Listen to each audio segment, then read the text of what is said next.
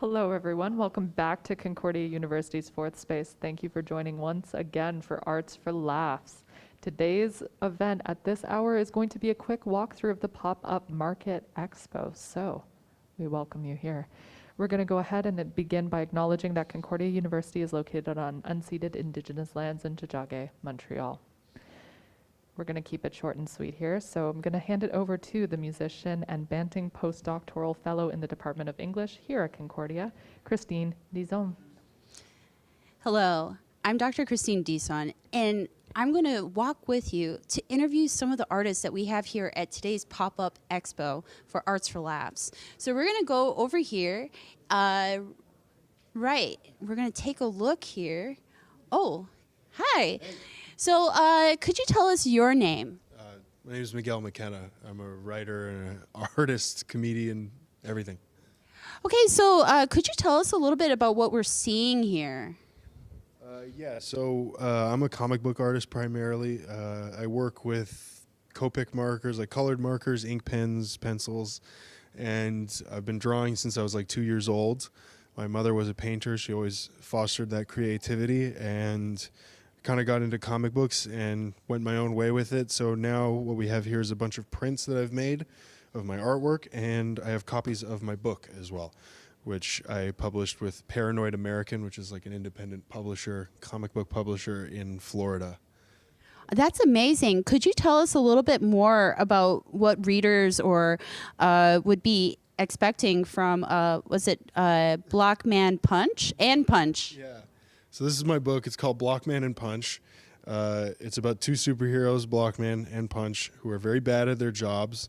And it's like a pretty standard comedy comic book. I can't... honestly, it's what made me realize I wanted to do stand-up comedy, because when I finished this book, I still hadn't been doing stand-up. It was like...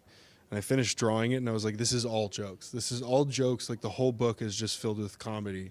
So I was like, well, I might as well try this thing that I've always wanted to do my whole life.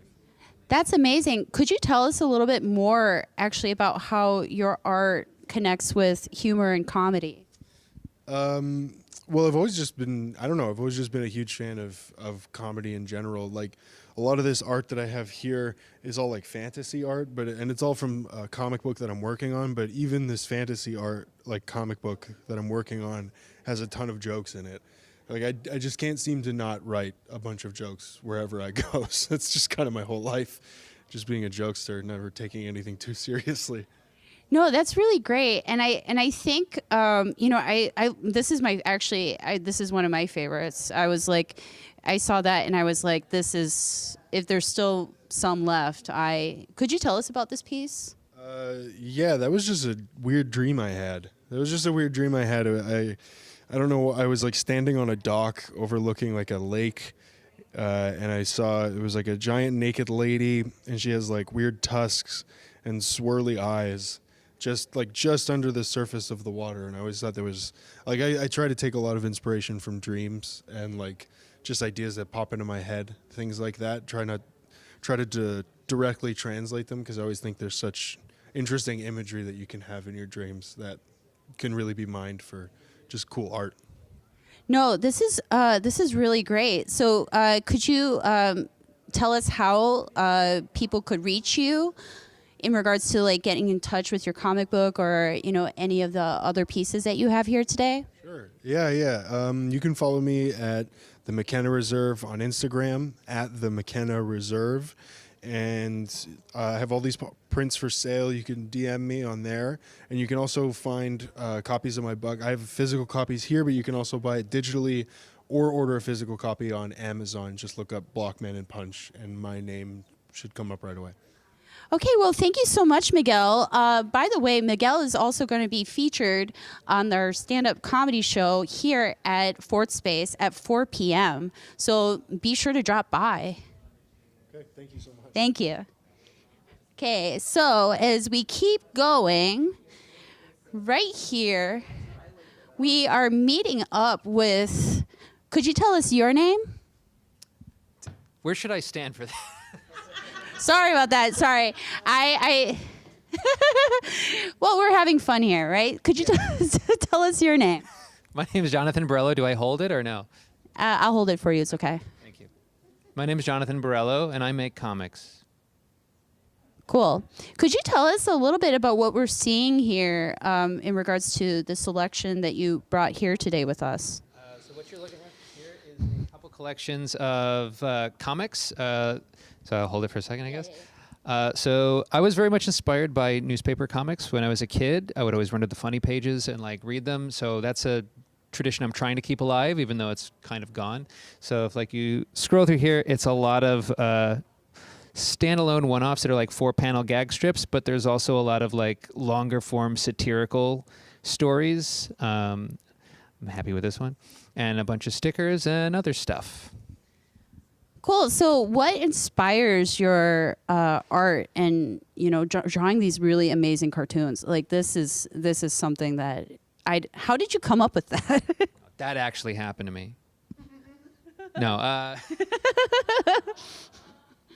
I'm inspired by newspaper comics like Bill Watterson, like Calvin and Hobbes, and Far Side, and Peanuts, and Pogo, like a lot of stuff like that. And yeah, a lot of the stories and the jokes in these are inspired a little bit by, I want to say, like frustration with like systems and the way the world works, and just being a little bit, how do I talk about this in a way that I can make fun of it, take it down a peg, and also like contextualize it for myself and maybe for a broader audience. No, this is really great. I love your imagination, Jonathan, in regards to everything that you do. And how does your art inspire your stand-up, or how does your stand-up inspire your art? I think they're two extensions of myself, because I don't see them as like overlapping that much. Like there's like, I think they're both silly. I think they're both thoughtful. But I think the tone and the types of jokes that I'm telling on the page are very different than what I like would say on stage. He is a very funny man. Like I will say, even in passing, like pshaw. No, this is really great. And how long have you been doing this? I guess my whole life, like since I could hold a pencil, I was always like doodling and drawing and stuff. But like these characters, I think like these characters were all born in like 2013 or 2012, because I had left the country. I was living overseas, and I was kind of going through like a different like process of like figuring out who I was. I was a little bit older, and I'm like, oh, I'm losing a lot of things from my past. So trying to like process all that and kind of turning into jokes and comedy, and I like cartoons. So I thought maybe this is where it starts. And that kind of evolved into what it is. No, this is really great. Could you tell our viewers how they would be able to get a hold of you, or even to follow up in regards to your art if they weren't able to make it to the expo? So you can find all my stuff online, biginsanehappy.com, or at biginsanehappy on Instagram, Blue Sky, Reddit, wherever, Facebook, wherever you can find stuff. It's always Big Insane Happy. That's kind of the banner where I do all of my comic series and all my commissions from. So that's where it is. No, this is great. So Jonathan is also going to be on our stand-up comedy show today at 4 p.m. So you don't want to miss out. And plus, he's got a killer mustache, so you can't ignore that. Like this is the reason why you should go to the show. Thank you, Jonathan. Okay, so right here we have another artist. I think this is what we call glass blowing. Are you? Oh, she's hiding from us.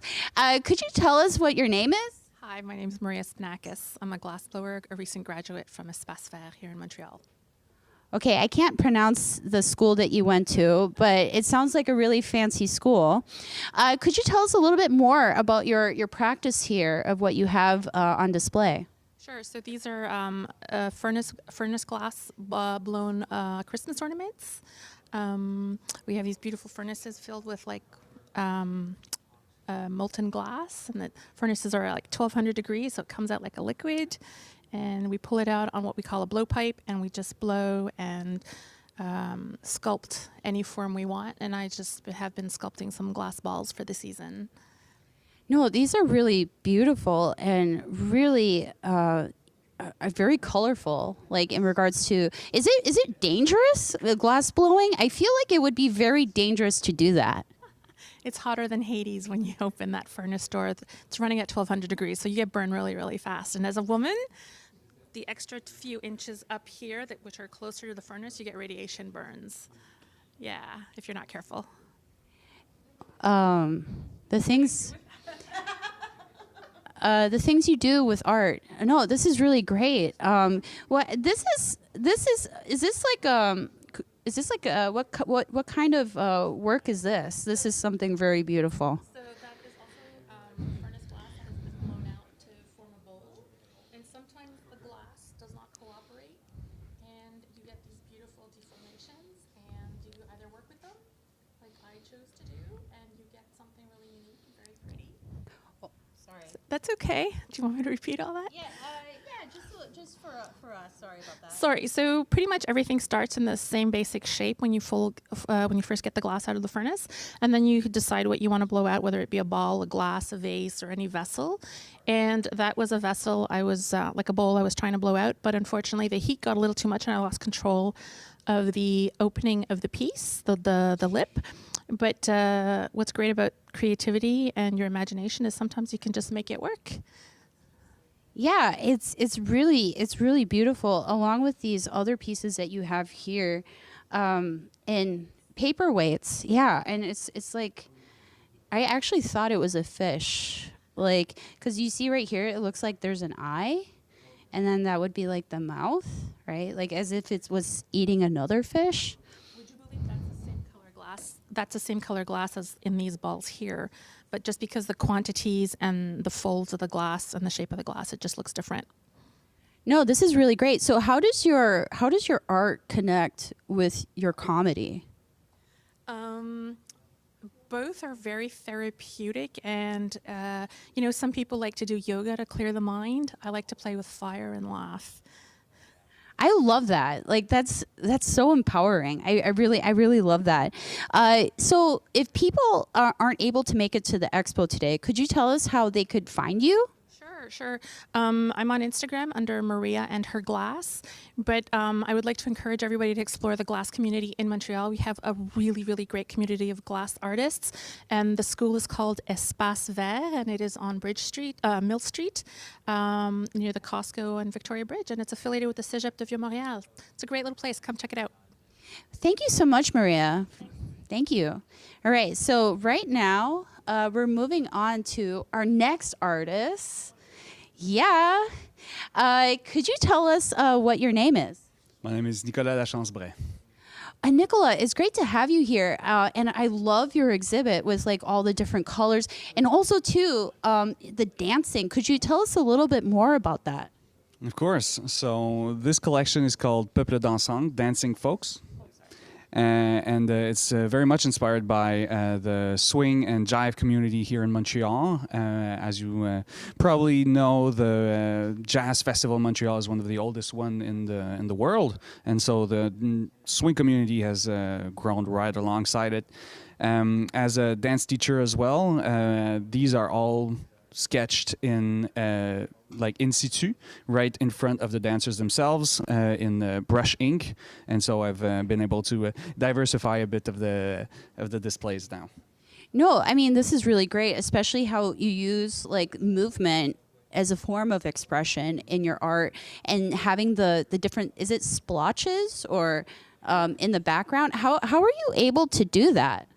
So once the drawings themselves are done, I'm able to scan them and use Photoshop to really slide the right splotches, I would say. I create those splotches individually by dropping ink and then by smooching and smudging paint around. And once I have a composition that really makes sense, digitally I'm able to kind of fit them together and then either reprint it digitally as well, or by doing screen printing, as I've done as well for these clothing apparatus. No, this is really amazing, and I know you're also a very well-known concept artist in regards to your practice. How do you find that swing dancing and also art, all of these things that interest you? How do you find that they combine together? I think creativity itself has so many avenues, and the medium itself is just a vehicle for that expression. Being a digital artist, you're stuck lots of the time behind the screen, and so motion and mobility is kind of restrained in that practice. What I really found when I started dancing myself was the kind of freeing nature of it, and to really take back a bit of your presence in your body as well. And by using the body as an expression, it's more linked to the timeability, like the actual time and space where you create, and the collaboration and dialogue within the dance itself with your partner. You're able to create something like more spontaneous and more kind of in tune with the actual time and space. Where is it? No, this is really great. This is really great. Could you tell us how we would be able to find you? Yeah, so I have socials at Dancing Folk on Instagram and Facebook and on the web itself. And if you're interested to learn to dance, I'm a teacher at Jive Studio, so you can find it on the same type of socials. And that's where you can find most of my work. Thank you so much, Nicola, for joining us today. Thanks. Okay, so right now we're going to head over to this table that has a lot of stickers. So could you tell us, we're doing well here, don't worry, we got this, we got this. I was trying to stay out of the other artists' shots. No, it's okay, I'll just go back here, it'll make it a little easier. So could you tell our audience what your name is? Saba Jakeman. Okay, so Saba, could you tell us a little bit more about your artistic practice? Absolutely. Well as being a comedian, I'm a videographer. I graduated from film school at Trebas in 2021. So my website is sabotageproductions.com. I've directed music videos, short film. I'm also a storyboard artist, and I also do commercial photography or artistic photography. Yeah. No, this is really great. So could you tell us a little bit more about like your journey with your artistic practices and also to stand-up comedy? Well, my first artistic practice was definitely drawing.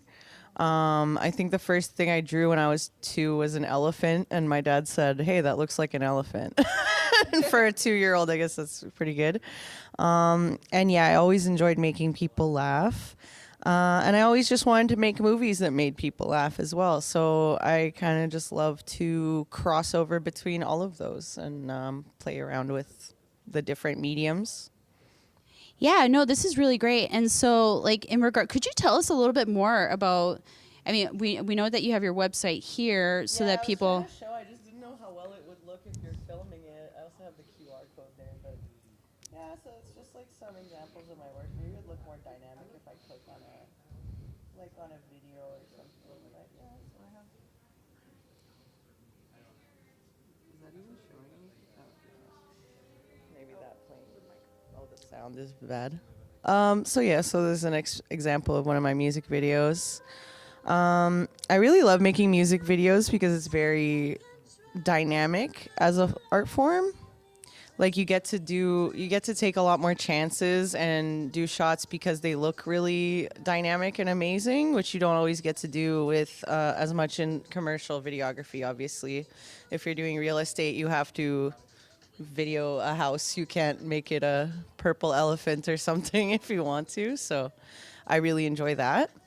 Yeah. No, this is really great. And I especially like what I love is. Oh, I'm sorry. You told me to talk about the stickers, and I didn't even do that. So I came up with Silly Goose Time because from my comedy perspective. Sorry, is it okay if I? Because I'm like, from the comedy perspective, I always said it's really fun to turn a regular boring time, and we can elevate it and turn it into a Silly Goose Time. So that's when I got the idea of Silly Goose Time Productions for more of our comedic film work.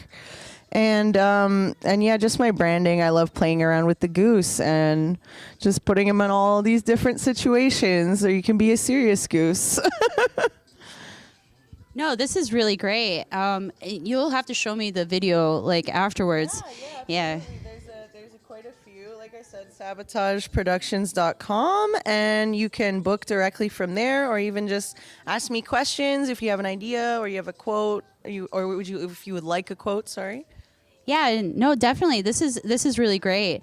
Could you tell us? I know you dropped your website, but if you want to like tell our viewers of how they could find you. Absolutely. Well, I already mentioned the website. You can also find me at Saba Jokeman on Instagram, Facebook, TikTok. And I'm also part of the Comedy on McKay team. So you can always find us on Tuesdays at N Bar doing our show. Yeah, and I shouldn't tell you my personal phone number, probably. It's 514. No, just kidding.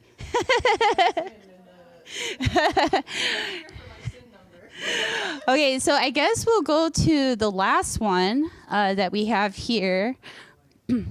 So right here.